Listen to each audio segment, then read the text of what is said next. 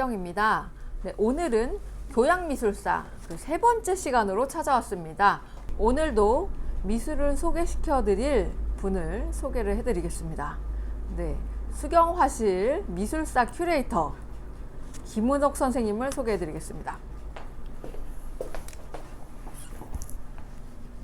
안녕하세요. 김은옥입니다. 네, 김은옥 선생님 또 지난 시간부터 교양미술사 작가들을 소개해 주셨는데요. 네. 오늘 소개시켜 주실 작가는 어떤 작가일까요?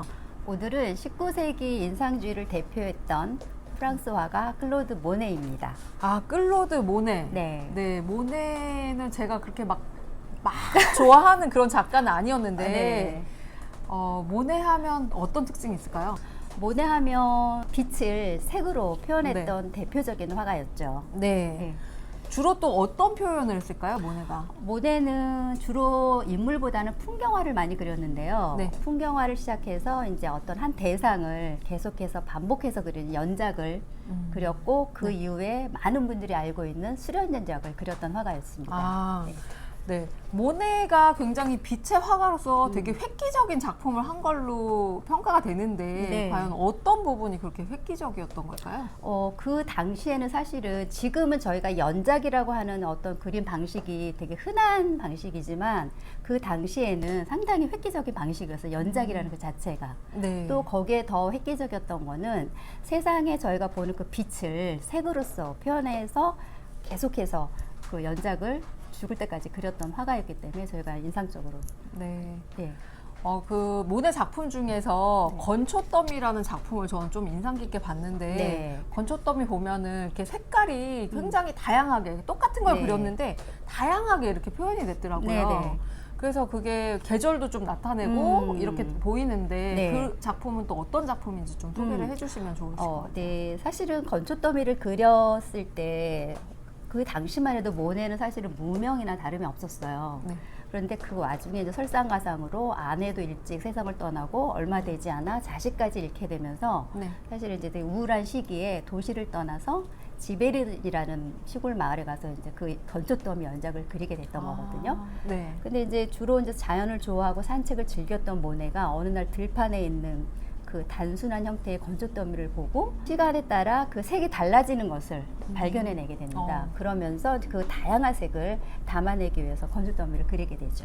건초더미 연작 때 보면은 네. 어떤 거는 되게 우울해 보이고, 네네. 또 어떤 거는 햇빛 때문에 굉장히 밝게 어. 보이고 분위기 있어 보이고 막 이런 작품들이 많더라고요. 네. 그래서 하나의 대상을 바라보고 막 표현을 했는데 네. 어떤 우울한 감정도 느껴지고 또 이제 밝은 발랄한 감정도 네, 느껴지고 네, 네, 그래서 네. 굉장히 좀 새로웠던 것 같아요. 네, 네, 맞습니다. 네. 그래서 그 이 건초더미가 세상에 어떤 그 충격을 주었던 요인 중에 하나가, 그러니까 형태보다 이런 색채만으로서도 감동을 줄 수 있구나라는 그 사실에 사람들이 엄청 신선한 충격을 받게 되죠. 네. 네.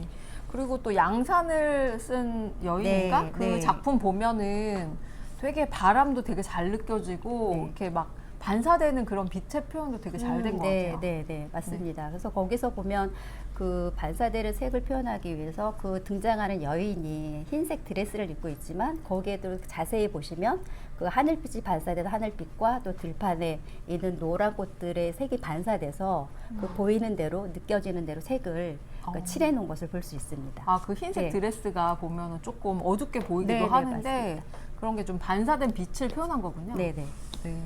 그 말년의 그림들 보면은 수련 그 그림들을 이렇게 볼 수가 있는데 그 수련 그림들이 조금 그 형체가 좀 없어 보여요. 어떻게 보면 멀리서 보면은 수련인지 가까이서 봐도 수련인지 잘 모르겠어요. 그냥 터치만 이렇게 남아 있고 한데 이렇게 좀 추상적으로 보이게 된 이유가 뭘까요? 사실 맨 처음에 그 수련 연작은 맨 처음에 초기 작품들은 형태나 색이 되게 분명하게 나타났어요. 근데 시간이 점점 지나면서 그 수련의 형태가 모호해지고 그 수련의 인상만을 담으면서 색채로서 표현이 되다가 결국 말년쯤에 돼서는 이게 이제 나이가 들면서 백내장이 생겨서 그러니까 시력이 나빠지면서 그 그 형태와 어떤 그 색의 색도 어떤 게 연못이고 어떤 게 수련인지 구분이 안 될 정도로 되게 이렇게 추상적으로 변하게 됩니다.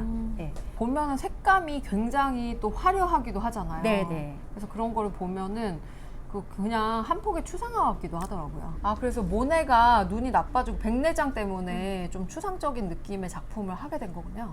네, 사실은 현실적으로 그런 이유도 있겠지만 사실 그런 추상적인 어떤 조짐은 그 전에도 사실 있었어요. 아. 그래서 제가 소개시켜드리고 싶은 작품은 루앙 대성당이라는 연작인데요. 이 작품을 보시면 이것도 건초더미처럼 같은 대상이지만 그 시간에 따라서 달라지는 그 빛의 색을 아주 다양하게 표현을 했는데요. 이렇게 지금 그림에서 보시면 그러니까 그 그러니까 회색처럼 보이는 루앙 대성당이 뭐 푸른색, 붉은색, 어떻게 뭐 보라색, 어떻게 약간 다양한 색깔로 이렇게 그려진 거를 한꺼번에 이렇게 보시면 한편 어떤 추상적인 색감으로 보이게 됩니다. 이게 한 번에 이렇게 쫙 놓고 보니까 네. 똑같은 건데 되게 달라 보여요. 네, 느낌이 너무너무 네. 다르죠. 예. 그래서 그러니까